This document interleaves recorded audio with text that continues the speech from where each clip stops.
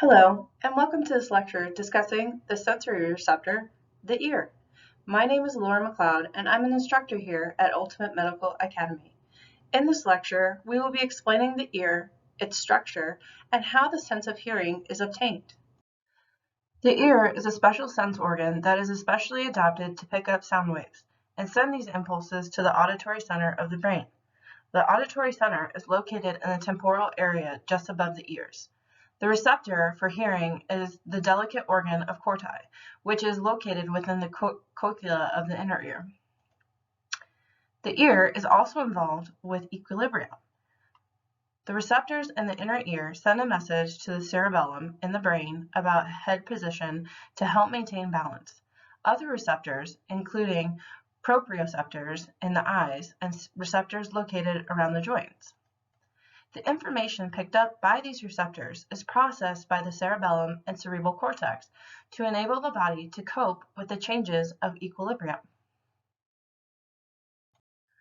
The ear has three parts: the outer or external ear, the middle ear, and the inner ear. Here you can see these different parts separated and also see that there are a lot of different parts that contribute to hearing. Let's dive a bit deeper into these different parts to see how each part contributes to hearing. The auricle, or outer ear, collects sound waves and directs them into the external auditory canal. The external auditory canal is lined with sebaceous and ceruminous glands that secrete a wax-like or oily substance called cerumen. These substances protect the ear. The auditory canal leads to the eardrum or tympanic membrane, which separates the outer and middle ear. When sound waves reach the eardrum, the membrane transmits the sound by vibrating.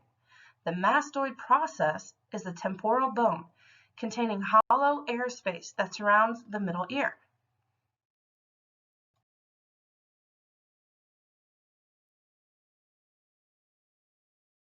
The inner ear contains the sensory receptors for hearing and balance. The structure of the inner ear is known as the labyrinth. The vestibule is the center egg-shaped cavity of the labyrinth. The oval window, which is located just under the base of the stapes, is the membrane that separates the middle ear from the inner ear. Vibrations reach the inner ear through this structure. In the inner ear are several membrane-lined channels that lie deep within the temporal bone. The cochlea is a snail-shaped structure where sound vibrations are converted into nerve impulses. Located within the cochlea is a membranous tube called the cochlear duct, the organ of corti, the semicircular canals, and the auditory nerves. These delicate cells of the organ of corti pick up the nerve impulses and transmit them through the vestibular cochlear auditory nerve to the hearing center of the cerebrum of the brain. 3 semicircular canals also lie within the inner ear.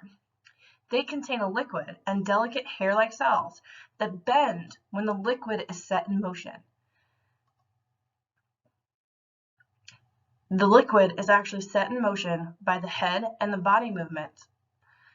These impulses are sent to the cerebellum, helping maintain body balance or equilibrium. They have nothing to do with the sense of hearing. So, when you hear something, what is the path that the sound wave takes to go through your ear in order for you to hear it? The sound waves start, and then it goes through the auricle or outer ear, through the external auditory canal, through the tympanic membrane, then goes through the hammer, anvil, and stirrup, and that stimulates the receptors in the cochlea, which then the auditory nerve, which is part of the vestibular cochlear nerve, goes to the temporal lobe of the brain for interpretation. Then your brain tells you what you heard. The pathway of equilibrium. What exactly is equilibrium? Equilibrium is the balance of two opposing forces. This is in regards to your balance and how you can walk straight and not feel dizzy. The reality is that your ears need to construct equilibrium for your entire body, or it will cause you to be off balance. This pathway of equilibrium starts with the movement of the head. It stimulates equilibrium receptors in the semicircular and vestibular areas of the inner ear. Then the vestibular nerve actually goes up to the cerebellum of the brain for interpretation and tells your body which way to go. Hearing is both sensitive and very fragile. Loud noises heard for too long will actually damage your hearing. If the delicate hair cells in the organ of the cordi become overstimulated, they will become damaged. Repeated exposure to the loud noise causes the loss to become permanent, as more cells in their nerve receptors are destroyed. When the same sound keeps reaching the ears, the auditory receptors adapt to that sound, and we don't hear it. The alarming increase of hearing loss in young people is most likely caused by loud music heard through headphones or earbuds. The symptoms of hearing loss may be tinnitus, which is ringing in the ears, or a difficulty in understanding what people are saying. They kind of seem to be mumbling. Words with high frequency sounds such as pill, hill, and fill may sound alike. Sound is actually measured in decibels. The scale runs from a whisper, the faintest sound the human ear can hear at 10 decibels, to a shotgun blast at more than 165 decibels. Exposure to more than 90 decibels for 8 hours, such as busy day of traffic noise, may be dangerous to your hearing. Here, we're going to talk a little bit about the disorders that have a relation to the ear and hearing. Otitis media is an infection of the middle ear. It usually causes earache. This disorder is often a complication of the common cold in children. Treatment with antibiotics will cure the infection. However, in some cases, there may be a buildup of fluid or pus, which can be relieved by a myringotomy, an opening made in a tympanic membrane. Tubes may be placed in the ear to allow the fluids to drain off, especially in cases of chronic otitis media.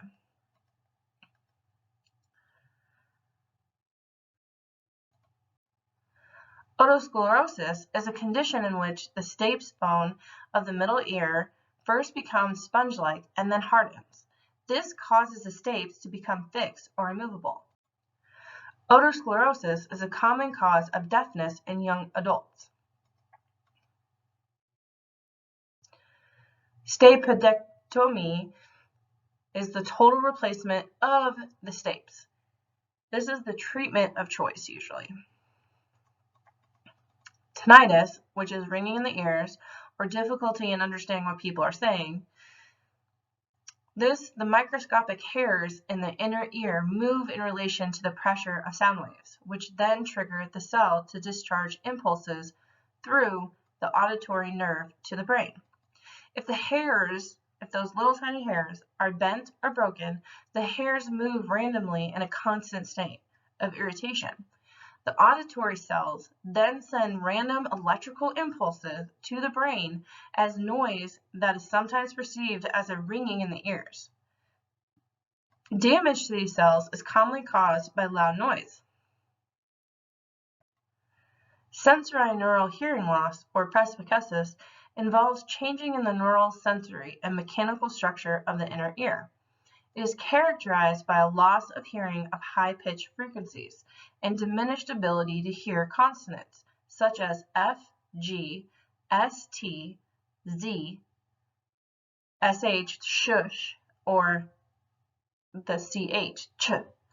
These changes result in impaired recognition of words as opposed to volume. The speech of other people around sounds garbled, and a normal conversation is difficult to follow. Finally, Meniere's disease is a rare condition that affects the semicircular canals of the inner ear, causing marked vertigo or dizziness. Vertigo can occur at any time and without warning, which may cause anxiety. In addition, vertigo is actually sometimes accompanied by nausea, vomiting, and tinnitus. Bed rest is sometimes necessary during an acute attack. There are two different types of hearing loss. The first, conductive hearing loss, occurs when sounds to the inner ear are blocked by earwax or there is fluid in the middle ear or abnormal bone growth. Sensorineural damage is the second one, and this is to parts of the inner ear or auditory nerve that results in a partial or complete deafness. In case of profound deafness, cochlear implants improve communication ability. Cochlear implants cannot restore normal hearing. With communication training, though, children as young as 12 months and adults can hear. Like everything with the body, as we age, parts of our body tend to decrease with functionality. The physiological changes of aging result in three major types of hearing deficit: conductive, sensorineural, and mixed. Conductive hearing loss actually occurs when there is an interference with conduction of sound waves. In the outer ear, the cerumen or earwax becomes embedded and dry because of a decrease in the number and activity of ceruminous glands. The tympanic membrane becomes fibrotic, reducing the transmission of sound. There is a degeneration of the ear bones, vestibular structure, cochlea, and organ of corti, which affects the sensitivity to sound, understanding of speech, and maintenance of equilibrium. Many older people experience changes in balance due to changes in the inner ear. Changes can cause postural hypotension or lower blood pressure on standing, due to the inability to quickly respond to changes in position. This often causes dizziness or lightheadedness when one moves quickly from a lying or sitting position to standing. With scientific advancements, we have been able to come up with different types of hearing aids.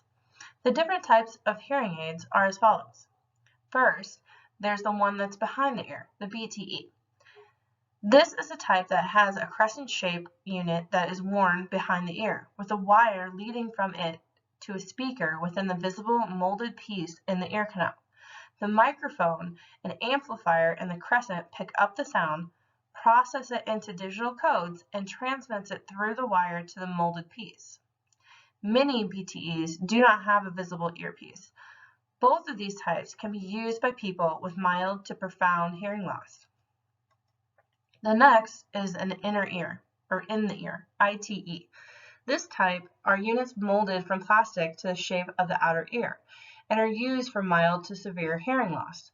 ITE aids can accommodate added technical mechanisms such as a small magnetic coil that improves sound transmission during a phone call. ITE aids can be damaged by earwax though, and their small size can cause adjustment problems. They may pick up more wind noise than smaller devices do. In the canal, or ITC hearing aids are customized to fit the size and shape of the ear canal and are used for mild to moderate hearing loss. Because of their small size, the canal aids may be difficult for users to adjust and remove. The open fit hearing aids are a variation of the behind the ear hearing aid.